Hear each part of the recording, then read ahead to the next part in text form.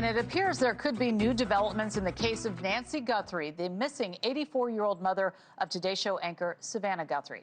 TMZ now saying it has received another letter from someone claiming to know the identity of Guthrie's captors. Let's listen. He says that he has video. He has video of Nancy Guthrie with the main kidnapper on what probably would be the last day of her life. He also says that he has names, addresses, phone numbers of the kidnappers. So all of this comes as some members of the joint FBI Pima County Sheriff's Task Force are now reportedly questioning whether someone may have missed a critical opportunity in the early days of the case by not paying the millions of dollars in ransom that was first requested. Here with us now to break details surrounding this case is Cold Case Investigative Research Institute founder and director and friend Sheryl McCollum. She's also the author of the book Swans Don't Swim in a Sewer: Solving the Cold Case of the Flint River Killer's Daughter, and host of the Zone 7 podcast. Sheryl McCollum, friend of mine, thank you very much for coming into the studio today to talk about this. You and I have been talking about this since it began. Oh, yeah. And, you know, I just, every time we hear about one of these new letters, I keep wondering, why are these letters going to TMZ? You know, what do you make of this latest letter that Harvey's talking about? Laura, I have not changed my opinion on any of the letters. It's bogus.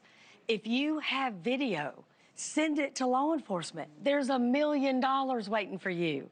But now you're only asking for 60 grand.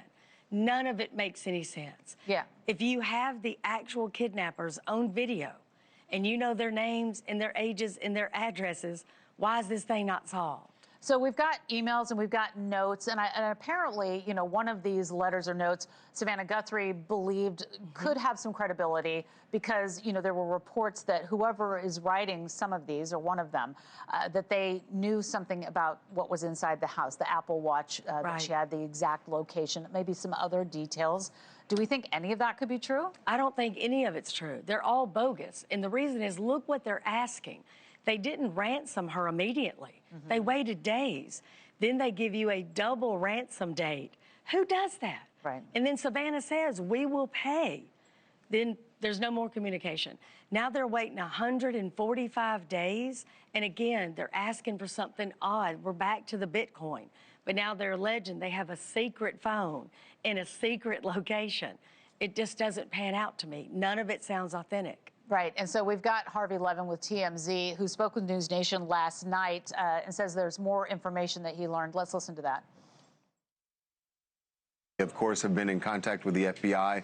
There are certain things they would rather we don't put out there. And honestly, we don't want to say everything that's in there because then other people you could have copycats now using that information. We know that this is the same person because of the Bitcoin address that they include in there.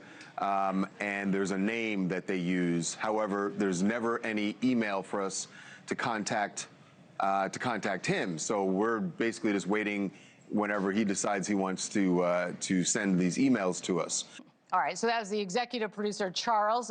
They've both been talking to everybody about what's been going on. So, you know, look, this new note alleges that the two individuals are involved in the kidnapping, but you have other theories. What are your theories? I think it's one person. There's only one person that we have seen. There's only one person that is on video on separate dates. This person, when we first see him at her home, you know, he doesn't have the backpack, he doesn't have the weapon, he doesn't have the mouth light. Later, the day that she's left the blood at the front of the door, he's got a backpack that is full, he's got a weapon, he's got the mouth light. That date, he was mission ready, Laura. What changed? You don't see a second person. There's no indication there's a second person. The door's propped open, the lights, they're knocked out. That's all staging.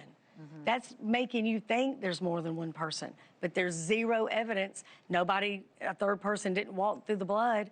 She wasn't drugged. There's nothing that shows two people. Yeah, zero. And when we talked back in February, you and I talked about the possibility of Mexico, and that has re-entered the conversation. Yeah. Do you still stand by it's just a location, it's just geography? Mexico is geography, just like Tulsa is geography. Why not just go in another direction? But when you say Mexico, it freaks people out. They're thinking an illegal, the cartel. None of that has been substantiated in any way. Even the people that are writing these notes and letters have not said anything about that. If this was the cartel, she would have been murdered in that house, left right there. Right.